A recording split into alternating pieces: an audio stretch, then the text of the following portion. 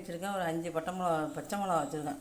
பட்டை மிளகாயும் வச்சுக்கலாம், நான் பச்சை மிளகா தான் வச்சுருக்கிறேன். தேங்காய் கொஞ்சம் வச்சுருக்கேன் பாருங்கள், தேங்காய் ஓரளவு. பெருங்காயம் வச்சுருக்கேன்.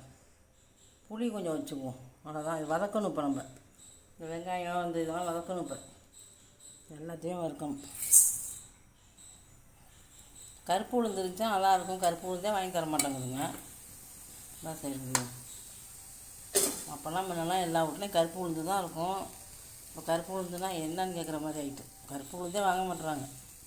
சொன்னால் கூட வெள்ளை உளுந்து தான் வருது. அதான் சரி. இந்த பாருங்கள், வெங்காயம் வதக்கிட்டேன். உளுந்து ஒரு கைப்பிடி உளுந்து இருக்கும். பெருங்காயத்தையும் நல்லா வறுத்துட்டேன். நான் கட்டி பெருங்காயம் தான் போட்டேன். புளி கொஞ்சமாக இந்த இவ்வளோ புளி தான் வச்சுருக்கேன். பச்சை மிளகாயை நம்ம வந்து உடச்சிட்டு போட்டு வதக்குங்க, இல்லைன்னா வெடிக்கும். ரெண்டாக உடச்சிட்டு ஒரு 5 மிளகா போட்டிருக்குறேன். தேங்காய் இந்த பாருங்க ஓரளவு இதை வச்சுருக்கேன். எல்லாத்தையும் ஒன்றாவே அரைச்சிக்கலாம். அரைச்சி வேண்டியதான், உப்பு வச்சு அரைக்க வேண்டியதான்.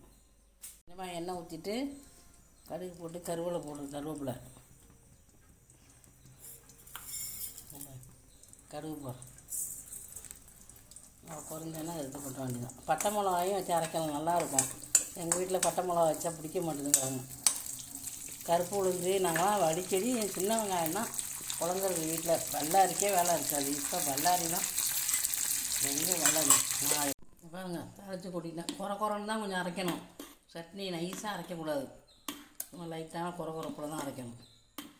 வேறு கொஞ்சம் தான் நான் காமிச்சேன். எவ்வளோ இருக்கிறது. தோசை ஊற்ற வேண்டியதான். எங்களுக்கு தான் சட்னி இன்றைக்கி. பட்டை மிளகா வேணாலும் வச்சு அரைச்சிங்க. இதே இதில் அரைங்க, இதே பக்குவத்துலேயே நல்லா.